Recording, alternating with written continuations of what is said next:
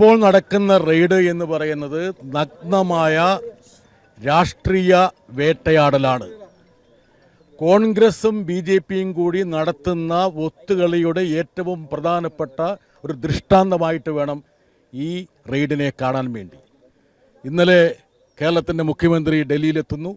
അതിനു മുമ്പ് ഹൈക്കമാൻഡ് നേതാക്കൾ രാഹുൽ ഗാന്ധി ഉൾപ്പെടെയുള്ള ആൾക്കാർ കേരളത്തിൽ വന്ന് എന്തുകൊണ്ട് പിണറായി വിജയനെ വേട്ടയാടുന്നില്ല, അദ്ദേഹത്തിനെതിരെ കേസുമായിട്ട് മുമ്പോട്ട് പോകുന്നില്ല, അദ്ദേഹത്തിനെ അറസ്റ്റ് ചെയ്ത് ജയിലിലടയ്ക്കുന്നില്ല, ഇത്തരത്തിലുള്ള ഒരുപാട് ചോദ്യങ്ങൾ ചോദിച്ചിരുന്നു. കേരളത്തിലെ നിയമസഭാ തെരഞ്ഞെടുപ്പിലും ആ ഒത്തുകളി ദൃശ്യമായിരുന്നു. ആ ഒത്തുകളിയുടെ ഭാഗമായിട്ടുള്ള ഉദിഷ്ട കാര്യത്തിനുള്ള ഒരു ഉപകാര സ്മരണയാണ് ഇപ്പോൾ ഇവിടെ അരങ്ങേറുന്നത്. കേജ്രിവാൾ എന്നുള്ള ഡൽഹി മുഖ്യമന്ത്രിയെ അറസ്റ്റ് ചെയ്ത് തീഹാറിലടയ്ക്കാൻ വേണ്ടി എങ്ങനെയാണോ കോൺഗ്രസും BJPയും ഒത്തുകളിച്ചത്, ഗൂഢാലോചന ചെയ്തത്, അതിൻ്റെ മറ്റൊരു പതിപ്പാണ് ഇന്ന് കേരളത്തിൽ അരങ്ങേറുന്നത്. പിണറായി വിജയൻ എന്നുള്ള നേതാവ് യഥാർത്ഥത്തിൽ തീയിൽ കുരുത്ത് അഗ്നിപാതയിലൂടെ മുന്നേറിയൊരു നേതാവാണ്. ഇതുപോലുള്ള ഒരുപാട് വേട്ടയാടലുകൾ കോൺഗ്രസും BJPയും അദ്ദേഹത്തിനെതിരെ നടത്തിയിട്ടുണ്ട്. അടിയന്തരാവസ്ഥ കാലത്ത് അദ്ദേഹത്തെ മർദ്ദിച്ച് ഇഞ്ചപ്പരുവത്തിലാക്കി അവിടെ നിന്നൊരു ഫീനിക്സ് പക്ഷിയെ പോലെയാണ് അദ്ദേഹം ഉയർത്തെഴുന്നേറ്റത്. അതുപോലെ തന്നെ കേരളത്തിലെ CPMനെ നയിച്ചതിൻ്റെ ഭാഗമായിട്ട് അദ്ദേഹത്തിനെ വേട്ടയാടി. അദ്ദേഹത്തിനെതിരെ പ്രചരിപ്പിക്കാത്ത കഥകളില്ല. CBI കേസ് കൊണ്ട് അദ്ദേഹത്തിനെ വേട്ടയാടാൻ ശ്രമിച്ചു. എല്ലാ കോടതികളും ചവറ്റുകൊട്ടയിലെറിഞ്ഞ ലാവലിംഗ് കേസിൻ്റെ ഒരു ദൃഷ്ടാന്തം കൂടി നമ്മൾ ഓർക്കുന്ന നന്നായിരിക്കും. ഇപ്പോൾ നടക്കുന്ന ഈ വേട്ടയാടൽ എന്ന് പറയുന്നത് പിണറായി വിജയനെയോ CPMനെയോ തളർത്താൻ വേണ്ടിയാണെങ്കിൽ അത് കോൺഗ്രസിൻ്റെയും BJPയുടെയും വ്യാമോഹം മാത്രമാണ്. എല്ലാ ഇച്ഛാശക്തിയോടുകൂടിയും പിണറായി വിജയനും അദ്ദേഹത്തിൻ്റെ പ്രസ്ഥാനമായ ഇടതുപക്ഷവും ശക്തിയുക്തം ഇതിനെ പ്രതിരോധിക്കും, ജനങ്ങളെ അണിനിരത്തും. ഇമാതിരി കള്ളക്കളികൾ മനസ്സിലാക്കാനും തിരിച്ചറിയാനുമുള്ള ബോധം കേരളത്തിലെ ജനങ്ങൾക്കുണ്ട് എന്നുള്ളത് ഈ റെയ്ഡിൻ്റെ പിന്നിലുള്ള യഥാർത്ഥ യജമാനന്മാരായ കോൺഗ്രസും BJPയും മനസ്സിലാക്കുന്നത് നന്ന്. 1,70,00,000 രൂപ ബാങ്കിലൂടെ നീതമായ മാർഗത്തിലൂടെ നികുതി അടച്ച് ഒരു ബിസിനസ്സിൻ്റെ ഭാഗമായി വാങ്ങിയതിനെക്കുറിച്ചുള്ള അന്വേഷണമാണ് നടക്കുന്നത്. എത്ര ഏജൻസികളാണ് അന്വേഷിക്കുന്നത്? ഇൻകം ടാക്സ് മുതൽ SFIO മുതൽ രജിസ്ട്രാർ മുതൽ ED മുതൽ 4 ഏജൻസികൾ. എനിക്കൊരൊറ്റ അഭ്യർത്ഥനയുള്ളൂ, ഇവരെന്തുകൊണ്ട് ഇനി FBI-യെയും മൊസാദിനെയും ഒക്കെ രംഗത്തിറക്കിക്കൂടാ ഈ വീണ വിജയനെതിരെ? യഥാർത്ഥത്തിൽ ഈ CMRLൻ്റെ സാക്ഷിമൊഴി വന്നപ്പോൾ, അവരുടെ രേഖകൾ വന്നപ്പോൾ എല്ലാ നിയമങ്ങളും കാറ്റിൽ പറത്തിക്കൊണ്ട് ലിക്വിഡ് ക്യാഷ് മേടിച്ച 2 പേർ ഇന്ന് സംസ്ഥാന മന്ത്രിസഭയിലെ അംഗങ്ങളാണ്. യഥാർത്ഥത്തിൽ ഏറ്റവും പ്രധാനപ്പെട്ട ഒരു കുറ്റകൃത്യം എന്ന് പറയുന്നത് കണക്കിൽപ്പെടാത്ത പണം വാങ്ങിയെന്ന് CMRL വ്യക്തമാക്കിയ 2 പേരല്ലേ? ഒരു ചെറുവിരൽ ഈ EDയോ ഇൻകം ടാക്സോ അവർക്കെതിരെ അനക്കിയോ? യഥാർത്ഥത്തിൽ ആദ്യം, അതായത് ഇന്ത്യയിൽ ക്യാഷ് കൊടുക്കുന്നതിനൊരു കണക്കുണ്ട്. ഇത്ര രൂപയെ കൊടുക്കാൻ പാടുള്ളൂ. 20,000 രൂപയ്ക്ക് മേലുണ്ടെങ്കിൽ അത് രേഖാമൂലമായിരിക്കണം.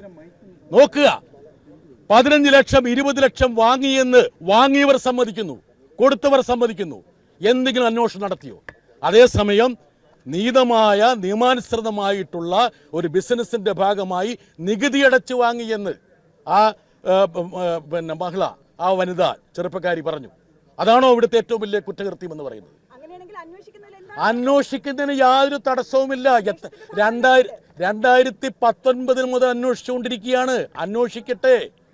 അതായത് സഖാവ് പിണറായി വിജയനെ പോലുള്ള വളരെയധികം ബഹുമാനം ആർജിക്കുന്ന ഒരു വ്യക്തിയെ കളങ്കപ്പെടുത്തി അപമാനിച്ച് ടാർഗറ്റ് ചെയ്ത് ഇതുപോലുള്ള മാധ്യമങ്ങൾക്ക് ഇന്നലെ തന്നെ ചോർത്തിക്കൊടുത്ത് കുറ്റപത്രം ആരുടെ കൈ കിട്ടാൻ അർഹതയുള്ളത്?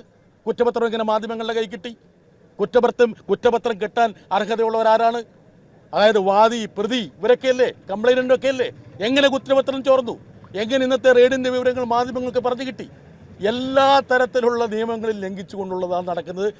ഏത് അന്വേഷണവും ഇവിടെ ഇപ്പോൾ ED റെയ്ഡ് നടക്കുന്നു. കേരളത്തിലെ മഹത്തായിട്ടുള്ള പ്രസ്ഥാനമാണ് CPMന് ED റെയ്ഡ് തടയണമെന്ന് വല്ല ആഗ്രഹമുണ്ടോ? നടക്കട്ടെ.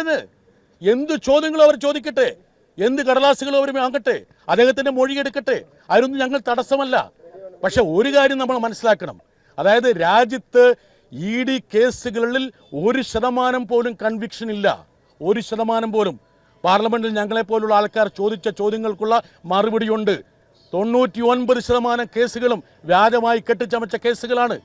ഡൽഹി ഹൈക്കോടതി കേജ്രിവാളിന്റെ കേസ് വന്നപ്പോൾ ചവറ്റുകൊട്ടയിലേക്ക് എറിഞ്ഞു.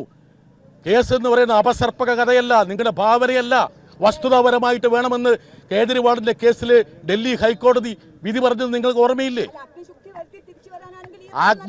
പിണറായി വിജയൻ ഒരുപാട് കാലമായിട്ട് കേരളത്തിന്റെ പൊതുസമൂഹത്തിൽ പ്രവർത്തിക്കുന്ന ആളാണ്. ഈ അടിയന്തരാവസ്ഥക്കാലത്ത് ഇന്ന് കേരളം ഭരിക്കുന്ന കോൺഗ്രസ്സുകാരുടെ നേതാവല്ലേ അദ്ദേഹത്തെ അറസ്റ്റ് ചെയ്ത് അദ്ദേഹത്തിനെ മർദ്ദിച്ചവശനാക്കി അദ്ദേഹത്തിന് ശാരീരികമായിട്ട് ഇല്ലായ്മ ചെയ്യാൻ ശ്രമിച്ചത്? അവിടെ നിന്ന് അദ്ദേഹം ഉദിച്ചുയർന്നില്ലേ? അതിനുശേഷം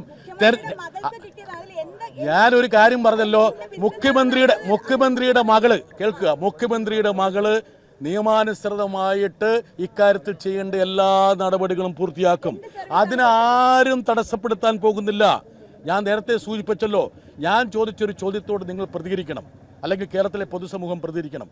CMRL എന്ന് പറയുന്ന ഒരു സ്ഥാപനം ലിക്വിഡ് ക്യാഷ് ലക്ഷക്കണക്കിന് രൂപ നൽകിയ 2 രാഷ്ട്രീയ നേതാക്കൾ സംസ്ഥാന മന്ത്രിസഭയിൽ അംഗങ്ങളാണ്. അവർ തന്നെ സമ്മതിക്കുകയും ചെയ്തു. അതിനെക്കുറിച്ച് എന്തെങ്കിലും ഒരു അന്വേഷണം വന്നിട്ടുണ്ടോ?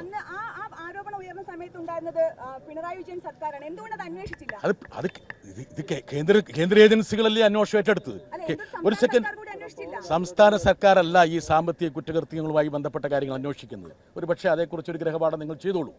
അതുകൊണ്ടാണ് ഇനി സംസ്ഥാന ഗവൺമെൻറ് അന്വേഷിക്കാൻ ഇറങ്ങി പുറപ്പെട്ട് കഴിഞ്ഞാൽ അത് അട്ടിമറിക്കാൻ വേണ്ടിയാണ് സംസ്ഥാന പോലീസ് ഇറങ്ങി പുറപ്പെട്ടത് നിങ്ങൾ വിചാരിക്കും. ഇവിടെ എന്തെല്ലാം തരത്തിൽ മിഡ് നൈറ്റ് ഹൈസ്റ്റ് നടന്നില്ലേ? കൊടകരയിൽ കുഴൽപ്പണത്തിൻ്റെ വേട്ട നടന്നില്ലേ? സ്വന്തം പാർട്ടിക്ക് ട്രക്കിന് വേണ്ടിയിട്ട് പണം കൊണ്ടുവന്ന് ആ ട്രക്കിലെ പണം അർദ്ധരാത്രിയിൽ അവർ തന്നെ കൊള്ളയടിച്ച സംഭവം ഉണ്ടായില്ലേ? ഈ എൻഫോഴ്സ്മെൻറ്റ് ഡയറക്ടർ എവിടെയായിരുന്നു? ആരുടെയെങ്കിലും ഒരു പോയിട്ടുണ്ടോ? ഒരു പേരിന് പോയിട്ടുണ്ടോ? അതുകൊണ്ട് ഇതിലൊക്കെയുള്ള പക്ഷപാതിത്വവും രാഷ്ട്രീയവും മനസ്സിലാക്കാൻ കഴിയും. എന്തിനാണ് ഇന്ത്യ ചേരിയുടെ നേതാവാണെന്ന് അഹങ്കരിക്കുന്ന രാഹുൽ ഗാന്ധി ഇവിടെ കേരളത്തിൽ വന്നിട്ട് തെരഞ്ഞെടുപ്പിന് മുമ്പ് പിണറായി വിജയനെ എന്തുകൊണ്ട് അറസ്റ്റ് ചെയ്തില്ല എന്ന് ചോദിക്കുന്നത്? അതാണോ ഒരു പൊതുപ്രവർത്തകൻ്റെ അല്ലെങ്കിൽ ഒരു പ്രതിപക്ഷ നേതാവിൻ്റെ രാഷ്ട്രീയ സദാചാരം, മര്യാദ എന്ന് പറയുന്നത്? അപ്പോൾ ഇതൊക്കെ കേരളത്തിലെ ജനങ്ങൾ കണ്ടുകൊണ്ടിരിക്കുകയാണ്. അതുകൊണ്ടാണ് ഞാൻ സ്പഷ്ടമായിട്ട് പറഞ്ഞത്, ഈ ഒരു വേട്ടയാടലിനെ നിയമപരമായിട്ടും രാഷ്ട്രീയപരമായിട്ടും ഞങ്ങൾ നേരിടും. ഇഡിക്കോ ഏതെങ്കിലും കേന്ദ്ര ഏജൻസിക്കോ ഇന്റർപോളിനോ FBI-ക്കോ മൊസാദിനോ ഒക്കെ അന്വേഷിച്ചോട്ടെ. ഇനി ഇവർ 2019 മുതൽ അന്വേഷിച്ചുകൊണ്ടിരിക്കുകയാണല്ലോ, എവിടെ എത്തിയിട്ടില്ലല്ലോ. ഇപ്പോൾ SFIO എന്ന് പറഞ്ഞൊരു agency, serious fraud investigative agency, ആ കേസ് ഡൽഹി ഹൈക്കോടതിയില്ല, അവിടെ തടഞ്ഞു വച്ചിരിക്കുകയാണ്. പിന്നെ എങ്ങനെയാണ് ഈ കേസുമായിട്ട് മുമ്പോട്ട് പോകുന്നത്? ഇനി SFIO എന്നുള്ള ഏജൻസി എങ്ങനെയാണ് ഒരു അന്വേഷണത്തിലേക്ക് വരുന്നത്? SFIO വരുന്നത് എന്തുകൊണ്ടാണ്? അതായത് ഒരു കമ്പനിയുടെ പ്രവർത്തനവുമായി ബന്ധപ്പെട്ടിട്ടുള്ള ഓഹരി ഉടമകൾ തമ്മിലുള്ള തർക്കത്തിലാണ് സാധാരണഗതിയിൽ SFIO വരുന്നത്. അതുപോലെ ഇതിലേക്ക് കൊണ്ടുപോകുന്നു. അതായത് കേന്ദ്ര സർക്കാരിൻ്റെ പക്കലുള്ള എല്ലാ ഏജൻസികളെയും ആയുധമായിട്ട് ഉപയോഗിച്ചു. കേന്ദ്ര ഏജൻസികളുടെ ആയുധവൽക്കരണമാണ് ഇപ്പോൾ നടന്നുകൊണ്ടിരിക്കുന്നത്. അത് അപഹാസ്യമായ തലത്തിലാണ്. പിണറായി വിജയൻ എന്നുള്ള വ്യക്തി ഇമാതിരി ഉമ്മാക്കിയിലും ഓലപ്പാമ്പിലൊന്നും ഭയപ്പെടുന്ന ഒരാളല്ല. കേരളത്തിലെ CPM ഇതുപോലുള്ള ഒരുപാട് അഗ്നിപാതകളിലൂടെ കടന്നുപോയിട്ടുള്ളൊരു പ്രസ്ഥാനമാണ്. അതുകൊണ്ട് ഞങ്ങൾക്ക് അധികാരം ഉണ്ടെങ്കിലും ഇല്ലെങ്കിലും ഞങ്ങൾ രാഷ്ട്രീയപരമായിട്ട് ഇതിനെ നേരിടും. അതിനുള്ള ഇച്ഛാശക്തിയുണ്ട്, ജനബന്ധനയുണ്ട്. ഈ അപഹാസ്യ നാടകം കേരളത്തിലെ ജനങ്ങൾ, ഇന്ത്യയിലെ ജനങ്ങൾ കണ്ടുകൊണ്ടിരിക്കുകയാണ്. എങ്ങനെയാണ് കോൺഗ്രസും BJPയും കൂടി ഈ പ്രതിപക്ഷത്തെ ഇല്ലായ്മ ചെയ്യാൻ വേണ്ടി കേജ്രിവാളിനെതിരെ ഉപയോഗിച്ച അതേ തന്ത്രം പിണറായി വിജയനെതിരെ ഉപയോഗിക്കുന്നു എന്നുള്ള കാര്യം എല്ലാവർക്കും ബോധ്യമാകും.